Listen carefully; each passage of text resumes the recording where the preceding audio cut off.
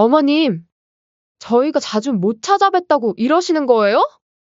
그리고 가족한테 이렇게 차별하시면 안 되죠. 형평성에 어긋나는 거예요. 맞아요. 동생한테만 집 주고 우리는 가족도 아니라 이거예요? 가족이라고? 말 한 번 잘했다.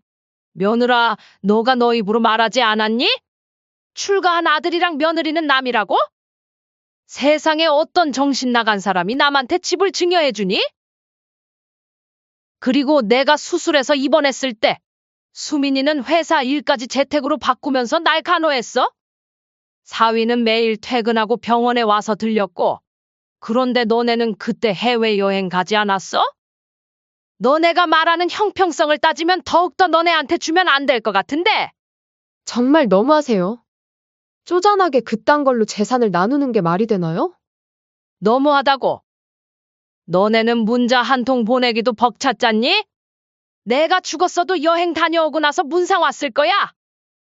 그래도 저희도 엄마 자식인데. 자식? 부모가 수술받고 입원해 있을 때 휴가 내고 해외여행 다녀오는 자식이 세상에 어디 있다고 뻔뻔스럽게 자식 타령을 하는 거야. 어머님, 저희도 바빴어요. 마음은 가고 싶었다고요. 그리고 부모 재산은 자식들한테 공평하게 나눠줘야 하는 거 아니에요? 이건 너무 불공평하잖아요. 공평이란 건 권리만이 아니라 의무도 함께 하는 거야. 너희가 자식 노릇도 안 하면서 자식 권리만 찾으려 하니 가증스럽구나. 이제 더 할 말 없지? 그럼 돌아가. 남의 집에 이렇게 오래 있으면 실례야. 그리고 앞으로는 연락하지 마라. 너희가 그토록 원하던 대로 이제 정말 남이 되자. 너희가 그렇게 원했잖아. 시댁은 시댁이고 친정은 친정이라며. 이번 사연의 주인공은 69세의 박영애 씨입니다. 젊은 나이에 남편을 잃고 두 자녀를 홀로 키워낸 강인한 어머니였죠. 고단했던 세월 속에서도 자식들만큼은 남부럽지 않게 키우겠다는 일념 하나로 살아왔습니다. 28배 남편을 잃었을 때만 해도 영희 씨는 앞이 캄캄했습니다. 당시 큰아들 준호는 6살, 수민이는 겨우 3살이었죠. 그렇게 낮이며 밤이며 가리지 않고 일을 했습니다. 주말에도 쉬지 못하고 이런저런 일을 했죠. 힘들었지만 아이들의 웃는 얼굴을 보면 모든 피로가 날아갔습니다. 아들 준호는 어린 나이에도 동생을 잘 돌봐주는 착한 오빠였습니다. 딸 수민이 또한 엄마의 고생을 아는지 투정 한 번 부리지 않았죠. 그렇게 힘든 시간을 이겨내며 아이들은 훌쩍 자라났습니다. 엄마, 이번에 대기업 최종 합격했어요. 큰아들 준호가 명문대학교를 졸업하고 취업 소식을 전해왔을 때 영희 씨의 눈시울은 뜨거워졌습니다. 밤늦게까지 일하면서 자식을 키운 보람을 느꼈죠. 우리 엄마가 최고예요. 이제는 제가 효도할게요. 그때만 해도 아들 준호는 그렇게 다정했습니다. 퇴근길에 간식거리도 사오고 주말이면 영화도 함께 보러 다녔죠. 어머니의 생일이면 꼭 케이크를 들고 와서는 엄마, 우리가 이만큼 잘할 수 있었던 건 다 엄마 덕분이에요. 라며 감사 인사를 잊지 않았습니다. 하지만 결혼을 하고 나서부터 아들은 조금씩 달라지기 시작했습니다. 처음에는 작은 변화였습니다. 퇴근 후에 들르겠다던 약속이 미뤄지기 시작했고 주말 저녁 식사 자리도 점점 줄어들었죠. 영희 씨는 신혼 때를 즐겨야지라며 이해하려 했습니다. 어머니, 저희는 맞벌이라서요. 시간이 좀. 며느리 소영은 처음부터 시댁과 거리를 두고 싶어 했습니다. 바쁘다는 핑계로 명절에도 얼굴을 비추지 않았고 영희 씨가 연락을 해도 대부분 지금은 좀 힘들 것 같아요라는 답변이 돌아왔죠. 준호야, 이번 주말에 집에서 밥이라도 먹고 가지 않을래? 엄마, 이번 주말은 약속이 있어서요. 다음에 가면 안 될까요? 그 다음이라는 말이 점점 멀어져 갔습니다. 한 달이 지나고 두 달이 지나도 아들의 발걸음은 없었죠. 전화통화도 점점 짧아졌습니다. 영희 씨는 아들과의 관계가 점점 멀어져 가고 있는 것 같아 가슴이 아팠습니다. 엄마, 이번 주말에 뭐 하세요? 제가 맛있는 거 해드릴게요. 반면 딸 수민이는 결혼 후에도 변함없었습니다. 주말이면 사위 동혁이와 함께 찾아와 집안일도 돕고 장도 받아주곤 했죠. 특히 명절 전에는 미리 와서 전도 붙이고 청소도 도왔습니다. 엄마, 이거 제가 회사 앞에서 산 약과예요.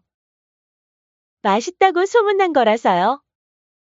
장모님, 이거 저번에 드시고 싶다던 막걸리예요. 저희가 찾아다녔어요. 한번 드셔보세요. 사위 동혁이는 빈손으로 오는 법이 없었습니다.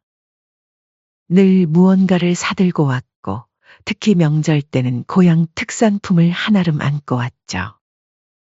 제가 흘려서 말한 음식 취향까지 기억하고 있는 그의 마음 씀씀이는 영희 씨의 마음을 따뜻하게 했습니다.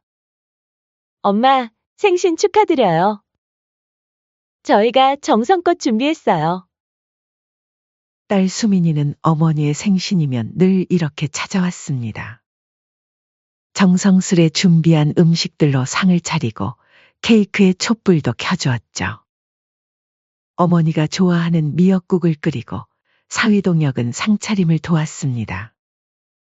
때로는 수민이가 직접 케이크를 만들어 오기도 했죠.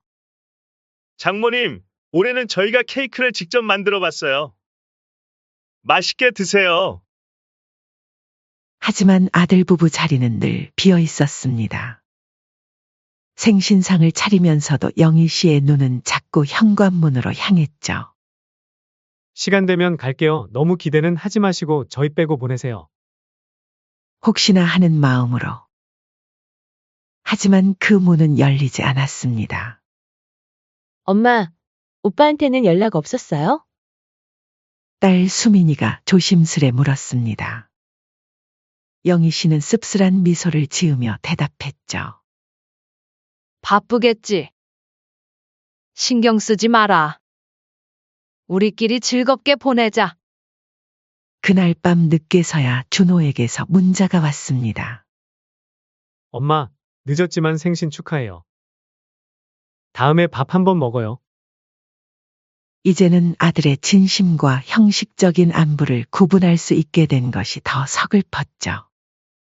명절이 다가올 때면 아들의 변명은 늘 비슷했습니다. 엄마, 이번엔 처가에도 가야 해서요. 이번에는 회사 일정이 있어서. 조만간 꼭 찾아뵐게요. 처음에는 이해하려 했습니다. 젊은 부부니까 바쁠 수도 있지라고 스스로를 위로했죠. 하지만 세월이 흐를수록 아들 부부가 오는 것은 예외적인 일이 되어버렸습니다. 명절에 얼굴 한 번 보기가 하늘의 별 따기가 되어버렸죠. 엄마, 오빠는 이사 갔다면서요? 이사를 갔다고? 금시초문이구나. SNS 보니까 이사 갔다고 나오던데요? 설마 엄마한테 말도 안 하고 간 거예요? 오빠는 정말 해도 해도 너무하네요. 어떻게 이렇게 무심할 수가 있죠? 수민이의 말에 영희 씨는 놀랐습니다. 아들이 이사를 간다는 소식조차 듣지 못했던 거죠. 나중에야 알고 보니 준호네는 3개월 전에 이사를 했다고 했습니다. 그제야 영희 씨는 깨달았습니다. 자신이 아들 부부에게는 이제 그저 연락할 필요도 없는 남이 되어버렸다는 것을. 어느 날 영희 씨는 용기를 내어 작은 딸 부부와 함께 식사 자리를 마련했습니다. 큰아들 부부도 오랜만에 초대했죠. 하지만 분위기는 처음부터 어색했습니다. 며느리는 억지로 끌려온 듯한 표정이었고 말수도 거의 없었습니다. 며느라, 명절 때만이라도 얼굴 좀 보여주면 안 되겠니? 가족끼리 너무 멀어지면 안 되잖아. 그래봤자 1년에 한두 번 아니니? 영희 씨가 조심스럽게 말을 꺼냈습니다. 그러자 며느리는 피식 웃으며 숟가락을 내려놓았죠. 솔직히 시어머니랑 며느리는 남 아닌가요? 저는 솔직히 어머님이랑 가깝게 지내고 싶진 않아요. 그냥 시댁은 시댁이고 저희 가정은 저희 가정이죠. 출가한 아들은 남이라면서요? 순간 식탁의 공기가 얼어붙었습니다. 딸 수민이와 사위 동혁이 놀란 표정을 지었지만 영희 씨는 아무 말도 하지 않았습니다. 그저 조용히 젓가락을 내려놓으며 생각했죠. 그래. 이제 확실해졌구나. 이 애들은 나를 남이라고 생각하는구나. 그날 이후로 큰아들 부부는 더욱 시댁과 거리를 두었습니다. 한 달에 한 번 오는 연락마저 뜸해졌죠. 영희 씨는 마음 한켠이 무너져 내리는 것을 느꼈습니다. 밤이면 혼자 옛 앨범을 꺼내보곤 했습니다. 어린 시절 준호가 수민이 손을 잡고 찍은 사진을 보며 눈시울을 적시곤 했죠. 언제부터 이렇게 멀어졌는지, 무엇이 잘못된 것인지 밤새도록 생각해 보았지만 답은 나오지 않았습니다. 같은 자식인데 어쩜 이렇게 다를까? 그렇게 영희 씨의 쓸쓸한 날들이 이어졌습니다. 그러던 어느 날 아침, 영희 씨는 평소처럼 일찍 일어나 집안 청소를 하고 있었습니다. 오래된 장롱을 옮기려다 그만 발을 헛디뎌 넘어지고 말았죠. 순간적인 충격에 허리가 아팠지만 괜찮겠지 하는 마음에 참았습니다. 하지만 통증은 점점 심해졌고 결국 걸음조차 못 걸을 지경이 되었습니다. 급한 대로 딸에게 전화를 걸었지만 받지 않았죠.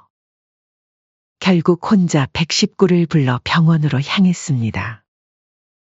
구급차 안에서도 영희 씨는 자식들에게 걱정을 끼치게 될까봐 마음이 무거웠습니다. 응급실에 도착하자마자 의사는 심각한 표정을 지었습니다. 허리뼈에 금이 갔네요. 그동안 대체 어떻게 참고 사신 건가 싶은 수준이에요. 수술이 필요합니다. 당장 입원하셔야겠어요. 의사의 말에 영희 씨는 한숨을 내쉬었습니다. 병원비며 입원 기간이며 생각할 것이 너무 많았죠. 그때 마침 딸 수민이가 전화를 걸어왔습니다.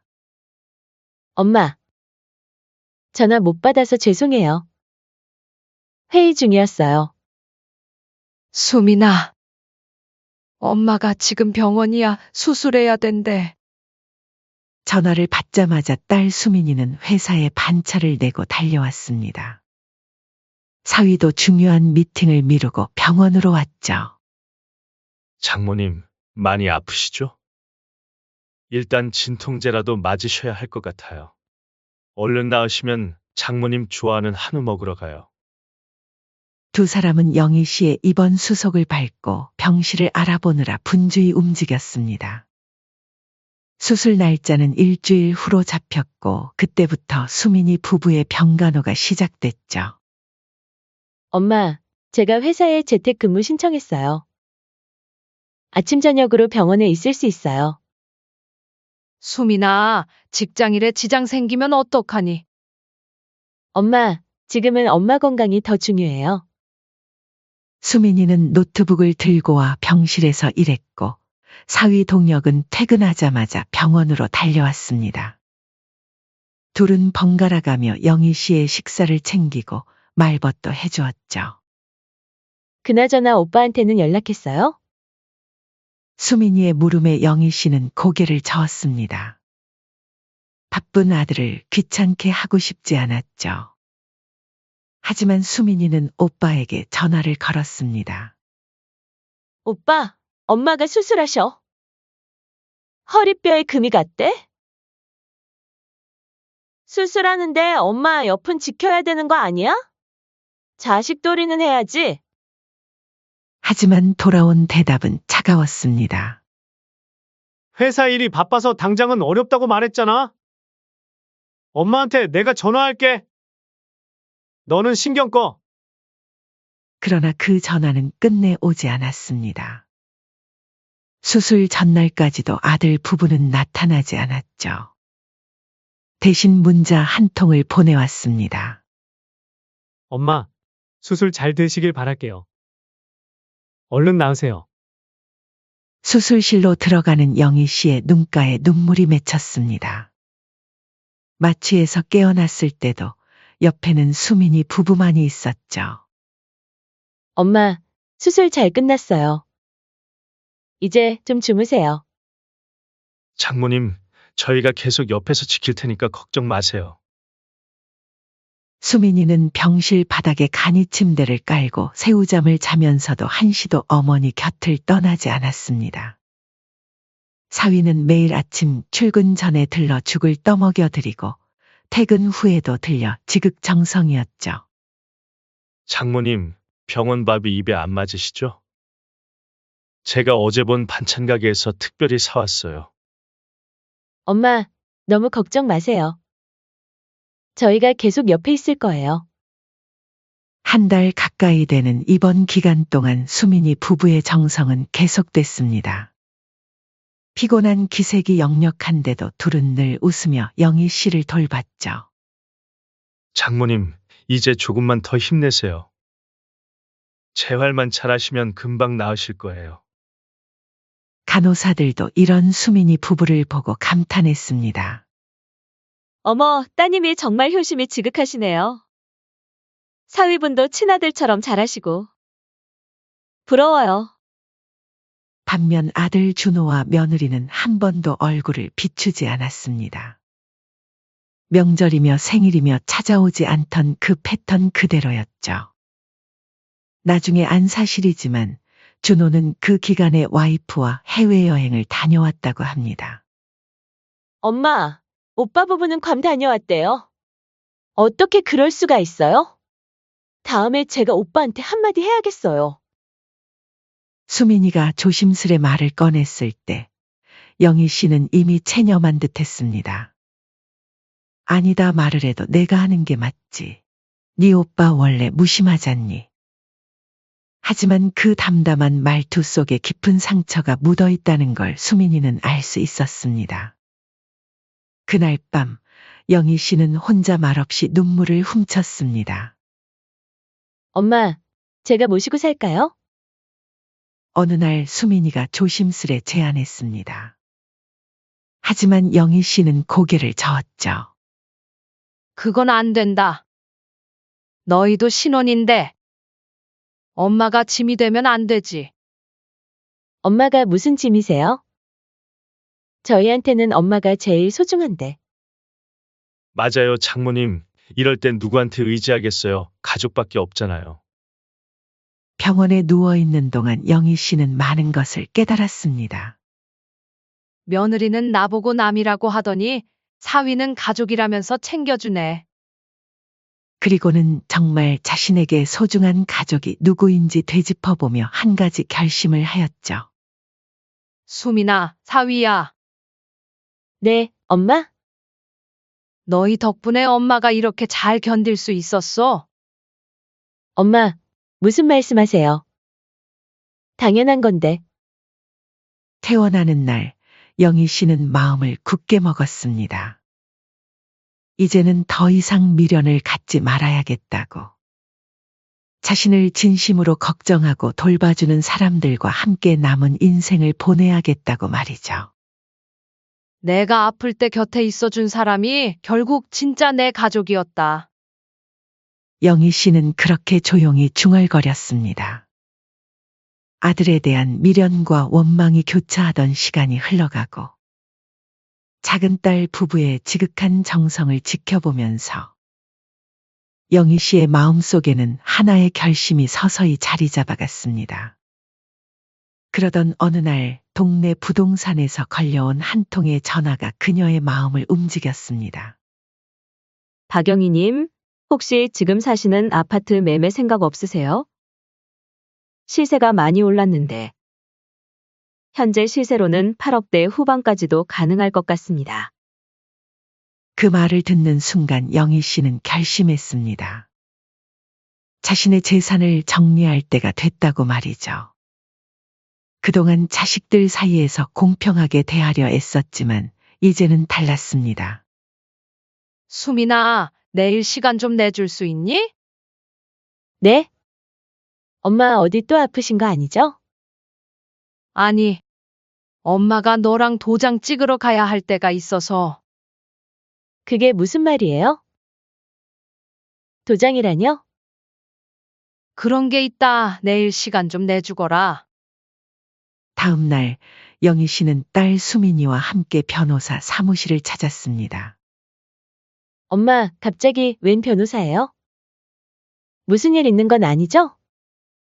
수민아, 엄마가 이제 나이도 있고, 정리할 수 있는 건 미리미리 정리하고 싶어서. 도착하자 영희 씨는 조용히 서류를 꺼냈습니다. 현재 살고 있는 아파트를 작은 딸 부부에게 증여하는 서류였죠. 엄마, 이게 무슨, 너희들이 병원에서 그렇게 정성껏 간호해줄 때 엄마가 다 봤어. 밤새 간이 침대에서 쪽잠 자가면서도 내 손 한 번 놓지 않던 너희들을. 딸 수민이와 사위는 연신 고개를 저었습니다. 엄마, 저희가 뭐요? 저희가 더 죄송해요. 맞아요, 장모님. 저희가 받기엔 너무 과분해요. 저희가 장모님한테 해드린 게 뭐가 있다고 무슨 낯짝으로 받겠습니까? 하지만 영희 씨는 단호했습니다. 이게 다 내 맘이야. 내가 아플 때 날 지켜준 자식들한테 이 정도는 해야지.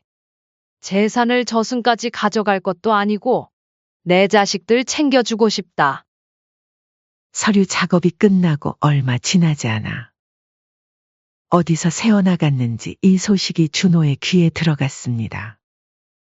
그리고 그날 저녁 영희 씨가 저녁 준비를 하고 있을 때 갑자기 현관벨이 울렸습니다. 엄마, 이게 말이 됩니까? 지금 당장 나와보세요. 문을 열자마자 버럭 소리를 지르는 아들을 보며 영희 씨는 담담히 말했습니다. 웬일이니? 아플 때는 코빼기도 안 비추던 우리 아들이 찾아왔네. 차라도 한잔 할래? 차는 무슨 얼어 죽을 차예요. 지금 그게 중요한가요? 수민이한테만 집을 사주시고 저한텐 왜 아무것도 안 해주시는 거예요? 준호의 얼굴이 불그락푸르락했고 그 뒤에 서 있던 며느리도 들어와 앉으며 말을 거들었습니다. 어머님, 이건 너무하시잖아요? 형평성이라는 게 있어야죠. 아니, 이제 와서 형평성은 무슨. 어머님, 저희가 맞벌이라 자주 못 찾아뵙다고 이러시는 거예요. 그리고 가족한테 이렇게 차별하면 안 되죠. 맞아요. 동생한테만 집 주고 우리는 가족도 아니라 이거예요. 가족이라고? 말 한 번 잘했다. 며느라, 너가 너 입으로 말하지 않았니? 출가한 아들이랑 며느리는 남이라고? 세상에 어떤 정신 나간 사람이 남한테 집을 증여해주니? 영희 씨는 천천히 찻잔을 내려놓았습니다. 그리고 처음으로 차가운 목소리를 냈습니다. 그리고 형평성이라 했니? 내가 한 달 넘게 병원에 있을 때 너희는 어디 있었니? 아니, 그때는 회사가 바빠서. 바빴다고? 그래, 괌에 놀러 갈 때는 안 바빴나 보지? 순간 아들과 며느리의 얼굴이 굳어졌습니다. 영희 씨는 계속해서 말을 이었습니다. 수민이는 회사 일까지 재택으로 바꾸면서 날 간호했어? 사위는 매일 퇴근하고 병원에 와서 들리고 그 애들은 맞벌이가 아닌가? 너네가 말하는 형평성을 따지면 더욱더 너네한테 주면 안 될 것 같은데? 하지만 엄마, 아무리 그래도 너무한 건 너무한 거예요. 맞아요, 너무하세요. 쪼잔하게 그딴 걸로 재산을 나누는 게 말이 되나요? 너무하다고. 너네는 문자 한 통 보내기도 벅찼잖니? 내가 죽었어도 여행 다녀오고 나서 문상 왔을 거야. 아들 준호가 말을 더듬었습니다. 그래도 저희도 엄마 자식인데. 자식? 부모가 수술받고 입원해 있을 때 휴가 내고 해외여행 다녀오는 자식이 세상에 어디 있다고 뻔뻔스럽게 자식 타령을 하는 거야. 영희 씨의 말 한마디 한마디가 비수가 되어 꽂혔습니다. 하지만 며느리는 여전히 뻔뻔했습니다. 어머님, 저희도 바빴어요. 마음은 가고 싶었다고요. 그리고 부모 재산은 자식들한테 공평하게 나눠줘야 하는 거 아니에요? 이건 너무 불공평하잖아요. 공평이란 건 권리만이 아니라 의무도 함께 하는 거야. 너희가 자식 노릇도 안 하면서 자식 권리만 찾으려 하니 가증스럽구나. 이제 더 할 말 없지? 그럼 돌아가. 남의 집에 이렇게 오래 있으면 실례야. 그리고 앞으로는 연락하지 마라. 너희가 그토록 원하던 대로 이제 정말 남이 되자. 너희가 그렇게 원했잖아. 시댁은 시댁이고 친정은 친정이라며. 영희 씨의 단호한 목소리에 아들 부부는 더 이상 아무 말도 하지 못했습니다. 그저 멍하니 서 있다가 결국 돌아설 수밖에 없었죠. 그들이 떠나고 난 후 영희 씨는 창밖을 바라보며 깊은 숨을 내쉬었습니다. 가슴 한켠이 아팠지만 후회는 없었습니다. 이제야 비로소 자신의 진짜 가족이 누구인지 확실히 알게 되었으니까요. 그날 이후 준호는 수십 번 연락을 시도했지만 영희 씨는 받지 않았습니다. 문자도 전화도 모두 무시했죠. 심지어 회사 앞까지 찾아왔지만 영희 씨는 단 한 번도 마주치지 않았습니다. 엄마, 오빠가 계속 연락이 와요. 집 혼자 꿀꺽해서 좋냐고.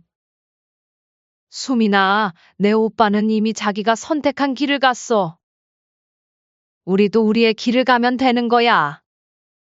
뒤늦게 후회한다고 찾아와도 소용없었습니다. 영희 씨의 마음은 이미 굳게 닫혔으니까요. 내가 만든 벽이 아니야. 너랑 내 아내가 만든 거야. 이제 와서 그 벽을 허물고 싶다고? 미안하지만 이미 늦었어. 그렇게 영희 씨는 마지막 결단을 내렸습니다. 그날 이후 영희 씨의 삶은 완전히 달라졌습니다. 예전처럼 아들 부부의 연락을 기다리며 휴대폰만 바라보는 일도 없어졌고, 명절이면 찾아올까 현관만 바라보는 일도 사라졌죠. 대신 수민이 부부와 함께하는 소소한 일상이 그녀의 하루를 채우기 시작했습니다. 엄마, 다음 주 주말에 저희랑 제주도 가실래요? 제주도? 너네들끼리 가지 그러니? 괜히 너네 틈에 끼는 것 같구나. 장모님 무슨 말을 그렇게 서운하게 하세요? 저희도 장모님이랑 여행 한번 가고 싶었어요. 딸과 사위의 제안에 영희 씨는 잠시 망설였지만 이내 흔쾌히 고개를 끄덕였습니다. 처음에는 조금 낯설었지만 오히려 더 마음이 편했죠. 장모님, 이쪽 경치 보세요. 제가 사진 찍어 드릴게요. 엄마, 이거 드셔보세요. 제주 특산품이래요. 한편 준호의 집에서는 매일 밤 부부싸움이 벌어졌습니다. 재산 문제로 시작된 갈등은 걷잡을 수 없이 커져갔죠. 당신 때문이야. 당신이 어머님한테 그렇게 못되게 굴지만 않았어도. 내 탓? 오빠야말로 뭐 했어요? 병원에 한번 찾아가지도 않고. 어이가 없네. 당신이 가지 말라 할 때는 언제고? 이제 와서 날 탓하지 마요. 당신도 좋아서 그랬으면서. 매일 밤 이어지는 부부싸움에 아파트 주민들의 항의도 늘어갔습니다. 결국 관리사무소에서 민원이 들어올 정도였죠. 어머님 재산 때문에 이렇게 된 거잖아요? 당신이 처음부터 욕심내지만 않았어도. 뭐? 내가 언제 욕심을?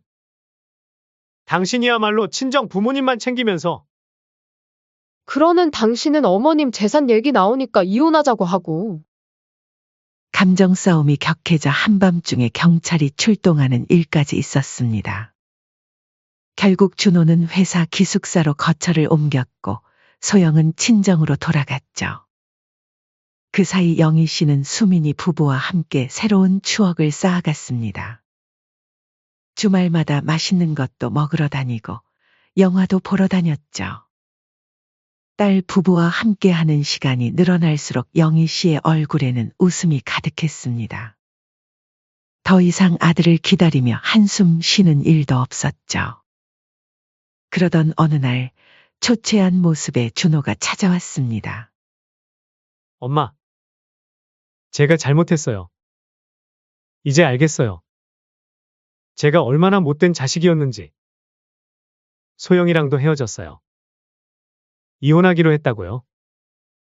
이제 제가 엄마 옆에서 하지만 영희 씨는 차갑게 말을 잘랐습니다. 너무 늦었다. 이제 와서 뭘 어쩌자고. 엄마! 저 정말 잘못했어요. 한 번만 용서해 주세요. 용서? 내가 나를 버렸을 때 난 이미 다 잊었어. 준호는 무릎까지 꿇었지만 영희 씨의 마음은 움직이지 않았습니다. 일어나거라. 사람들 보기 좋지 않다. 엄마, 그리고 다시는 찾아오지 마라. 이제 우리는 완전히 남이야. 그날 저녁 수민이네 집에서 식사를 하면서 식탁에는 따뜻한 이야기가 피어올랐고 웃음소리가 가득했습니다. 한 달 뒤 며느리 소영이 찾아왔습니다. 어머님, 저희가 이혼하기로 했어요. 얼마 전에 들었다. 근데 그게 나랑 무슨 상관이니? 그동안 제가 잘못했어요. 이제 와서 생각해보니 이제 와서? 내가 나를 남이라고 했을 땐 언제고? 영희 씨의 차가운 말에 소영은 눈물을 흘렸습니다. 그래서 마지막으로 부탁드리는 거예요. 어머니 아파트 증여하신 거 철회해 주시고 저희도 나눠주세요. 그럼 저희도 이혼할 일 없을 거예요. 영희 씨는 비웃듯 웃었습니다. 지금 협박하는 거니? 끝까지 돈 얘기구나. 너희 둘 다 한결같이. 결국 준호와 소영은 이혼했고 재산 분할 문제로 법정 다툼까지 벌이게 됐습니다. 한때는 영희 씨의 자랑이었던 아들은 이제 낯선 사람이 되어 있었죠. 엄마, 오빠가 법원에서. 수민아, 이제 그만하자. 내 오빠 얘긴 더 이상 하고 싶지 않아. 시간이 흐르면서 영희 씨의 일상은 더욱 풍요로워졌습니다. 딸 수민이네와 함께 텃밭도 가꾸고 여행도 다니고 취미 생활도 시작했죠. 어느새 영희 씨의 얼굴에서는 예전의 우울함이 사라졌습니다. 대신 밝은 웃음이 자리 잡았죠. 이제는 더 이상 아들의 그림자에 발목 잡히지 않았습니다. 준호는 여전히 찾아왔습니다. 설날, 추석, 어버이날. 하지만 영희 씨는 한 번도 문을 열어주지 않았습니다. 이제는 그저 또 하나의 일상일 뿐이었죠. 엄마! 저예요. 준호예요. 한 번만 문 좀 열어주세요. 엄마, 제발요. 이제 제가 잘못한 거 다 알아요. 하지만 영희 씨는 이제 더 이상 아픔도 미련도 없었습니다. 마음을 완전히 비우고 나니 오히려 더 편안해졌죠. 피는 물보다 진하다고 하지만 때로는 과감하게 끊어낼 필요도 있다고 느꼈죠. 내가 아플 때 곁에 있어준 사람만이 진짜 내 가족이었다. 이번에 준비한 사연은 여기까지입니다. 부모 자식 간의 관계는 천륜이라고도 하죠. 하지만 그렇다 해서 모든 것을 다 참고 살아가야 한다는 뜻은 아니라고 생각합니다. 여러분은 어떻게 생각하시나요? 여러분의 생각을 댓글로 남겨주세요. 시청해 주셔서 감사합니다.